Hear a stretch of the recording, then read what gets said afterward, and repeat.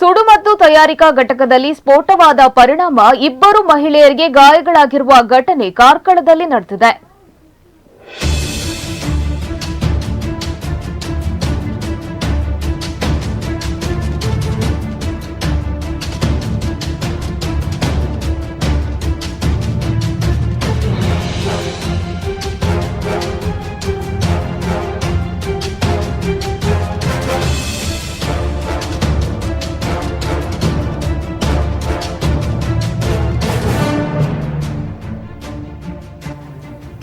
ಕಾರ್ಕಳದ ಕಸಬಾ ಗ್ರಾಮದ ಹಿಮುಂಜೆ ಬಳಿಯ ಕೆಜೆ ಎಂಬಲ್ಲಿ ಕೆಲವಾರು ವರ್ಷಗಳಿಂದ ಸುಡುಮದ್ದು ತಯಾರಿಕಾ ಘಟಕ ಕಾರ್ಯಾಚರಿಸುತ್ತಿದ್ದು, ಎಂದಿನಂತೆ ಇಂದು ಬೆಳಗ್ಗೆ ಸುಡುಮದ್ದು ತಯಾರಿಕೆ ಸಂದರ್ಭ ಅನಿರೀಕ್ಷಿತವಾಗಿ ಸ್ಫೋಟಗೊಂಡು ಕೆಲಸ ನಿರ್ವಹಿಸುತ್ತಿದ್ದ ಮಹಿಳೆಯರಿಬ್ಬರು ಗಾಯಗೊಂಡು ಆಸ್ಪತ್ರೆಗೆ ಸಾಗಿಸಲಾಗಿದೆ.